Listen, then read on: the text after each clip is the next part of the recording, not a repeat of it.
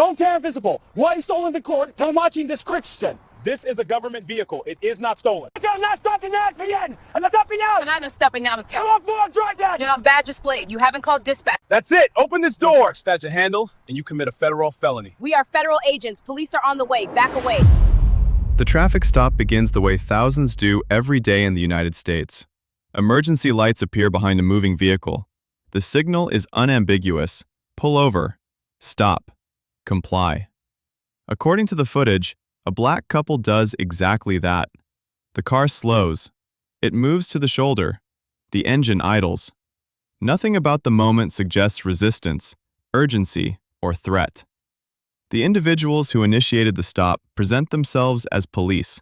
Their vehicles display emergency lighting. Their posture mirrors law enforcement procedure. Their commands are short and rehearsed. To anyone watching from a distance, the scene would register as routine. What the people giving those commands do not know is that the two occupants inside the stopped vehicle are not ordinary motorists. According to official records later reviewed, both individuals are federal agents. Their professional lives have involved evaluating the legality of stops, determining when a detention crosses constitutional limits, and recognizing the precise moment when authority becomes unlawful. That experience is not announced. It is not displayed. It exists quietly inside the car. This is the first authority reversal. The people asserting power do not have it. The people being ordered to submit understand exactly how power is supposed to work. From the opening seconds, the legal imbalance is already forming. A traffic stop requires lawful authority. It requires a legitimate basis. It requires an officer who is empowered by statute to initiate it. None of those elements are confirmed on camera. The individuals outside the vehicle proceed anyway. This decision matters. From this point forward, the legal margin narrowed. The couple remains calm. According to the footage, their movements are controlled, their responses are measured, they do not escalate, they do not challenge verbally, they do not attempt to flee.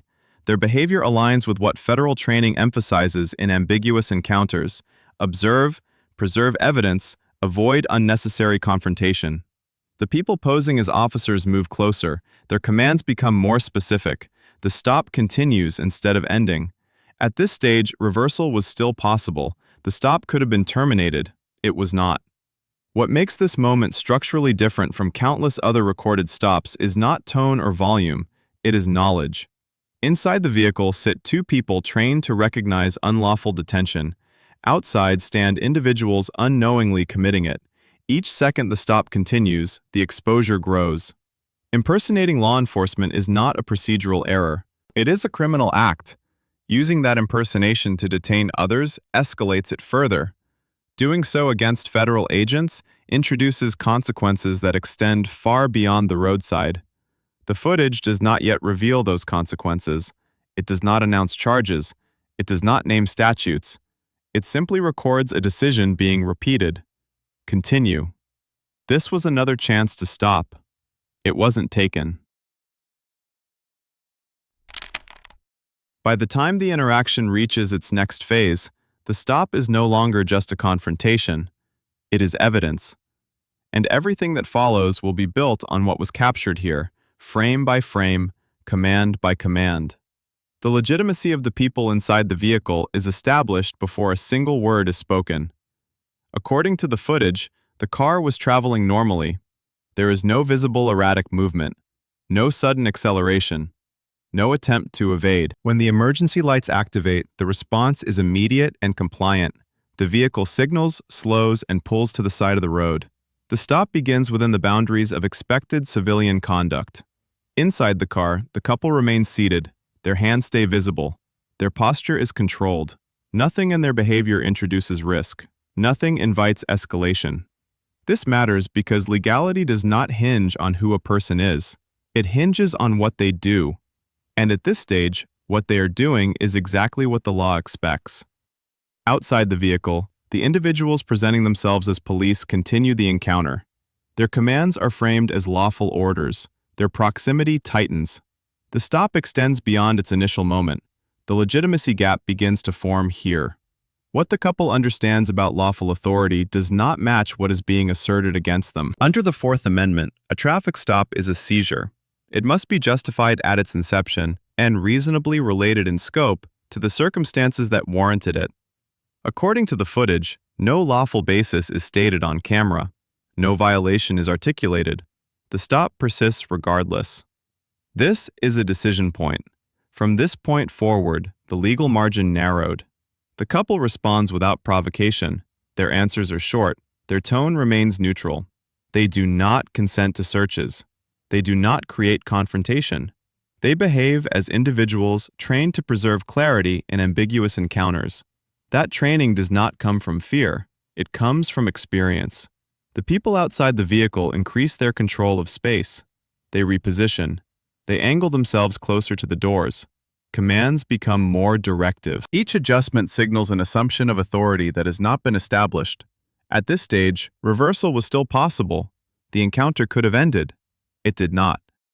The legitimacy gap widens. On one side are two people whose professional responsibilities have included evaluating the constitutional sufficiency of stops like this one. On the other are individuals relying on performance rather than lawful empowerment. The camera captures the imbalance without commentary. Another decision is made. The stop continues. From a legal standpoint, this matters because duration transforms suspicion into detention. The longer a stop extends without justification, the weaker its constitutional footing becomes. According to the footage, time passes without clarification. The individuals posing as police do not disengage. They proceed as if authority is assumed. This was another chance to stop. It wasn't taken. The couple's conduct remains consistent. They do not test boundaries. They do not escalate verbally. They do not reveal their professional status. That choice is deliberate. Federal training emphasizes that identity does not cure illegality. Evidence does. Cameras do. The stop now functions as a recording device rather than a law enforcement action. Every command, every pause, every step closer to the vehicle adds another layer of documentation. Another decision point arrives. The individuals outside the vehicle issue further instructions. The scope of the stop expands. The legal exposure grows. From this point forward, the legal margin narrowed again. The legitimacy gap is now structural. It is no longer about perception. It is about authority versus appearance. The couple understands the distinction. The people confronting them do not appear to. The camera continues to record. There is no visible threat, no justification offered, no lawful basis articulated. The stop exists on momentum alone. At this stage, reversal was still possible. The encounter could have ended without consequence. It did not. Each second that passes transforms the situation. What began as an attempted assertion of control becomes potential evidence of impersonation. The act of pulling a vehicle over while falsely presenting as police is not a procedural misstep. It is a crime. Continuing that act compounds it. The couple remains composed. Their compliance is not submission. It is preservation. According to the footage, they are not passive. They are observant. They are documenting. Another decision is made by the individuals outside the vehicle. They do not disengage. They press forward. This decision removed another lawful exit. By now, the legitimacy of the couple is no longer in question. Their conduct has been lawful from the outset. Their presence on the road was lawful. Their response to the stop was lawful. Their restraint during the encounter is lawful. The only unresolved element is the authority of those confronting them. The camera does not resolve that question yet. It simply records the imbalance growing wider with every choice made outside the vehicle. What follows will no longer be about compliance. It will be about consequences that extend beyond the roadside. What the footage captures next is not just an interaction between individuals, but the absence of a legitimate system behind the authority being asserted. There is no verified department name announced on camera. No badge number is stated. No dispatcher voice is heard confirming the stop. The structure that normally surrounds lawful policing is missing. Instead, the individuals posing as officers rely on imitation. Their language mirrors law enforcement phrasing. Their spacing reflects training they have observed elsewhere. Their confidence appears practiced. But procedure without authorization is not authority. It is performance. This distinction matters legally. Lawful policing is not defined by appearance or tone. It is defined by statutory power, sworn status, and accountability to a real department. According to the footage, none of those anchors are established here. This is another decision point. From this point forward, the legal margin narrowed. In legitimate law enforcement encounters, escalation is constrained by supervision. Radios connect officers to dispatch, supervisors can intervene, policies impose limits. None of those controls are visible here. The people outside the vehicle operate in isolation, unchecked by any chain of command. That isolation creates risk. Without oversight, there is no corrective mechanism. Mistakes are not corrected. Unlawful actions are not interrupted. The stop continues because nothing exists to stop it. At this stage, reversal was still possible. The individuals could have disengaged. They did not. The couple inside the vehicle continues to behave in a way that reflects awareness of this absence. According to the footage, they do not argue about policy. They do not demand supervisors. They do not attempt to expose the impersonation. Their restraint preserves the integrity of what is being recorded. Another decision is made outside the vehicle. The individuals double down on their asserted authority. Their commands persist. Their positioning remains close. The stop is prolonged without justification. This decision removed another lawful exit. From a systems perspective, impersonation operates differently than misconduct within a real department. There is no internal affairs division to intervene mid-incident. No body-worn camera policy to constrain behavior. No immediate accountability loop. That absence increases the severity of each choice made. The footage documents this progression quietly. There is no shouting, no physical struggle, just continuation. Another decision point arrives. The stop does not end. From this point forward, the legal margin narrowed again. In legitimate policing, hesitation often triggers review. Here, hesitation produces escalation. The longer the stop lasts, the more the impersonation solidifies into an evidentiary record. Each command reinforces the false assertion of power. The couple remains inside the vehicle. Their posture does not change. Their responses remain controlled. According to official records later reviewed, both individuals are trained to recognize when an encounter crosses from uncertainty into illegality. That threshold has already been crossed. At this stage, reversal was still possible. It was not taken. The absence of a real department means that when this encounter ends, it will not be resolved administratively. There will be no counseling memo, no retraining session. The only remaining pathway is external investigation. The camera continues to record. The roadside setting remains unchanged. Traffic passes. Time accumulates. The impersonation persists. This was another chance to stop. It wasn't taken. By now, the encounter is no longer ambiguous. It is structurally unlawful. The authority being asserted has no foundation. The individuals asserting it do not appear to recognize the depth of their exposure. What they do not know is that the people they have stopped understand exactly how this will be reviewed. They understand how footage is evaluated. They understand how impersonation cases are built. They understand that once evidence exists, control shifts away from the roadside entirely. The stop continues anyway. What follows will no longer depend on what anyone says. It will depend on what has already been captured. The escalation does not arrive as a single dramatic act. It unfolds through repetition. According to the footage, the individuals posing as police maintain their positions beside the vehicle. They do not retreat. They do not clarify authority. They proceed as though legitimacy has already been established. This choice reshapes the encounter. A traffic stop that might have ended quietly now continues on momentum alone. Each additional instruction extends the seizure. Each moment of proximity deepens the impersonation. From this point forward, the legal margin narrowed. The couple remains inside the car. Their movements are minimal. Their voices remain steady. There is no visible attempt to provoke or expose. Their restraint preserves the clarity of the record. In encounters like this, escalation is often mutual. Here, it is not. Outside the vehicle, the individuals increase their control of space. They shift their stance. They angle their bodies toward the doors. These movements are small, but they are deliberate. In lawful policing, such positioning is justified by authority and safety. Here, it is unsupported. This is another decision point. At this stage, reversal was still possible. The stop could have been terminated without further consequence. It was not. The footage captures the widening gap between asserted power and actual authority. Commands are repeated. The stop is prolonged. No lawful basis is stated. No identification is produced. The encounter drifts further from legality with each passing second. Another decision is made.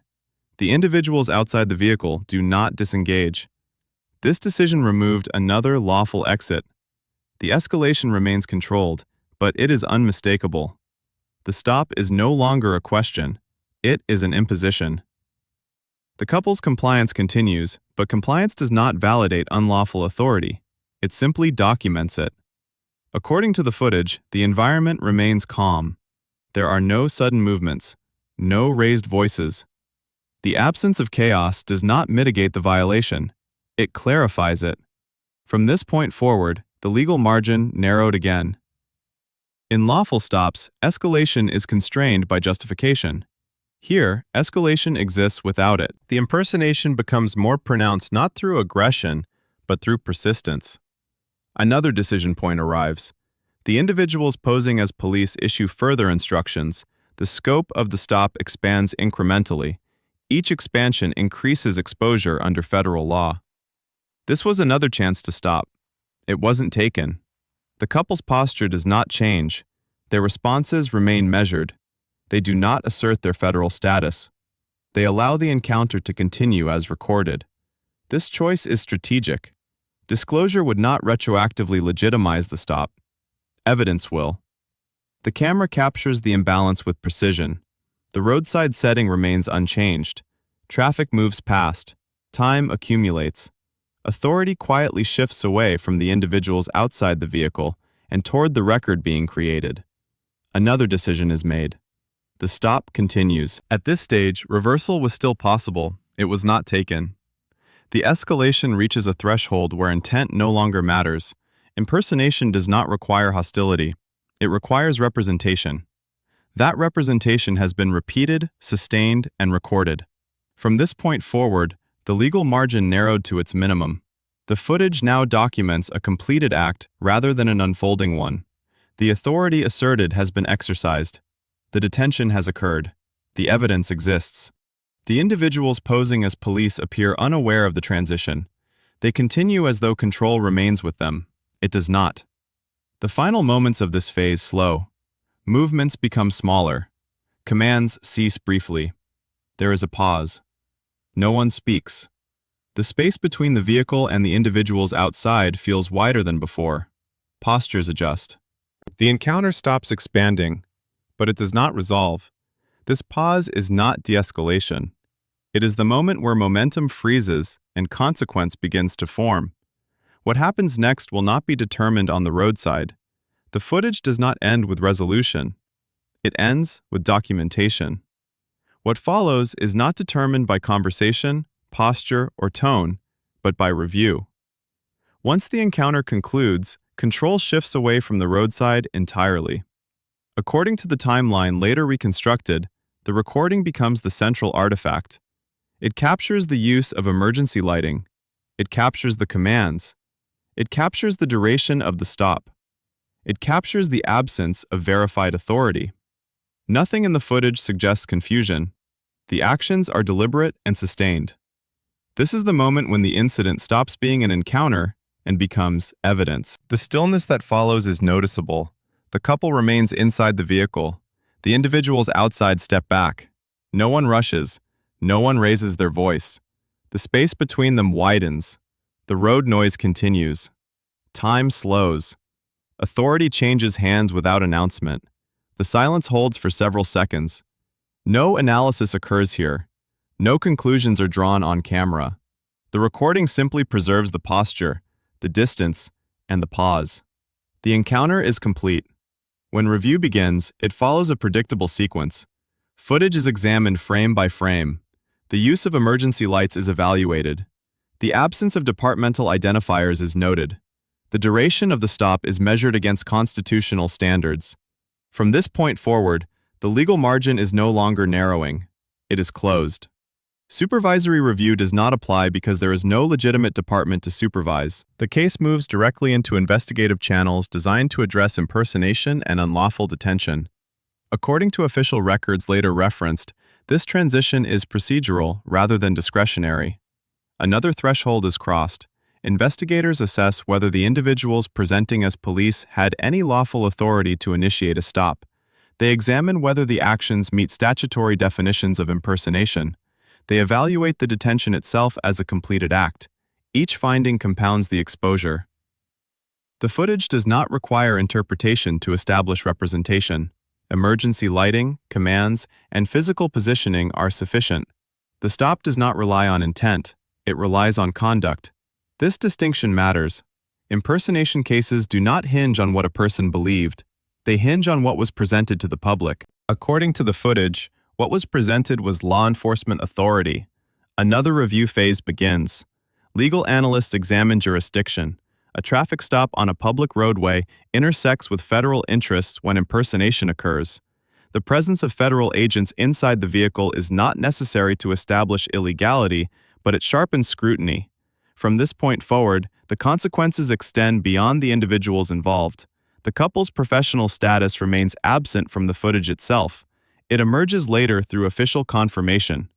According to records reviewed during the investigation, both occupants were federal agents acting within their rights as private motorists at the time of the stop. That detail reframes the encounter without altering it. The legality of the stop does not change retroactively. The exposure does. Another review layer follows. Evidence is preserved. Statements are compared to the recording. Inconsistencies are noted. The absence of lawful authority remains central. This was another chance to stop. It had already passed. The investigation does not move quickly. It moves deliberately. Impersonation cases rely on documentation. The footage provides it. The timeline confirms it. The conduct establishes it. No public announcement is made at this stage. According to official records, details of the investigation are not publicly disclosed while review is ongoing. The process unfolds outside the camera's view. What remains visible is the original recording. It does not change. It does not soften. It does not explain. It simply exists. By the time legal review concludes, the roadside interaction has been fully transformed. What began as an attempted assertion of authority has become a compiled evidentiary record. The outcome has not yet been delivered, but the path toward it is fixed. By the time the case reaches its consequence phase, the facts are no longer fluid. According to official filings later reviewed, the central questions are narrow and procedural. Who initiated the stop? What authority was represented? And whether that authority existed. The footage answers the first two. The third is resolved through records. Investigators confirmed that the individuals who initiated the traffic stop were not sworn law enforcement officers. They were not acting under color of any recognized agency. They did not possess statutory authority to conduct a stop on a public roadway. Those findings are not derived from inference. They are established through verification. From this point forward, the legal margin is gone. Under federal law, impersonating a law enforcement officer is a criminal offense. Using that impersonation to detain others elevates the exposure. The statute does not require force. It does not require harm. Representation and action are sufficient. Another consequence threshold is crossed. According to court records later referenced, the investigation moves from review to charging analysis. Prosecutors examine whether the impersonation was sustained, whether emergency equipment was used, and whether the stop constituted an unlawful seizure. The footage provides timestamps. The duration is measurable. The commands are audible. This was no longer a question of judgment. It was a question of elements. The professional status of the couple emerges formally at this stage. According to official confirmation, both individuals were federal agents. That fact does not alter the underlying offense. It reframes its severity. The stop intersected directly with federal personnel performing lawful, private travel. From this point forward, the consequences extend beyond impersonation alone. Charging decisions follow established patterns, counts are evaluated, jurisdiction is confirmed, the case proceeds within the federal system. According to public records, the matter does not resolve at the roadside, it resolves in filings. Another reveal follows. The individuals who initiated the stop are formally charged. The exact counts and sentencing exposure are outlined in court documents. Where specific figures are not publicly disclosed, the records state only that federal charges were pursued. The footage is entered as evidence. There is no dispute over what it shows. There is no competing narrative on camera. The sequence is linear. The actions are clear. The authority is absent. At this stage, reversal is no longer possible. The legal process unfolds without spectacle. Motive is not debated. Intent is not inferred. The charges rest on conduct. The impersonation occurred. The detention occurred. The evidence exists. According to subsequent filings, the case advances through the federal system. Outcomes follow statutory guidelines. Where plea agreements or sentencing details are not publicly disclosed, the record remains sealed on those points. What is disclosed is the outcome's direction. The attempted assertion of false authority results in federal consequences. The stop does not end quietly. It does not disappear. It concludes with formal legal action. For the couple, the matter does not require vindication through argument. The footage accomplished that. Their conduct remained lawful throughout. Their restraint preserved the record. Their authority, though unspoken at the roadside, is recognized in the outcome.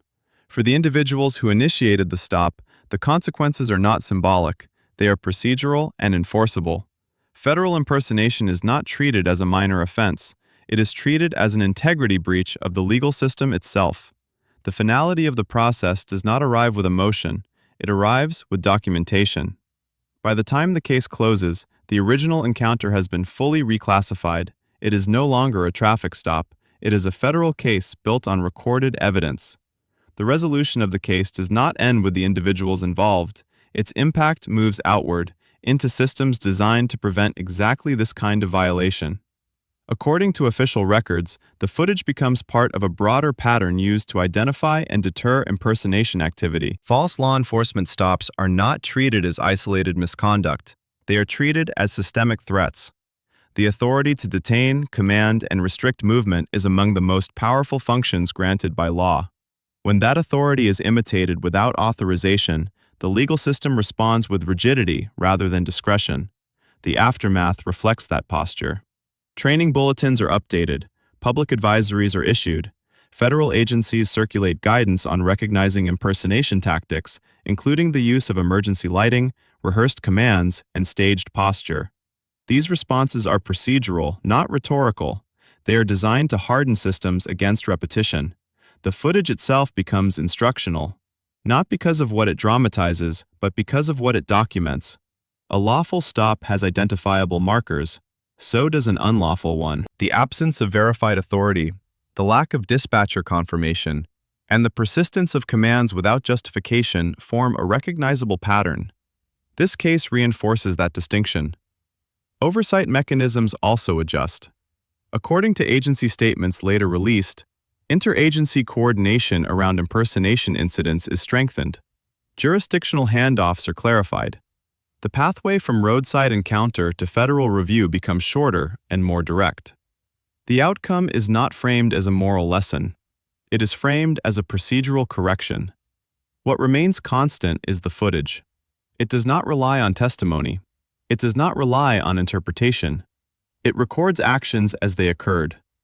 In doing so, it removes ambiguity from the system's response. The couple's role in the aftermath is minimal. Their professional status does not place them at the center of reform. It simply underscores the vulnerability of authority itself. If federal agents can be subjected to impersonated stops, so can anyone else. The law responds accordingly. The final assessment is cold and administrative. The impersonation was documented. The detention was unlawful. The consequences followed established pathways. No discretion altered the outcome. In that sense, The system does not react. It executes. The footage made the violation undeniable. Once recorded, the process became irreversible. Authority returned to where it belongs, with verifiable power, documented procedure, and enforceable law. That is where this case ends.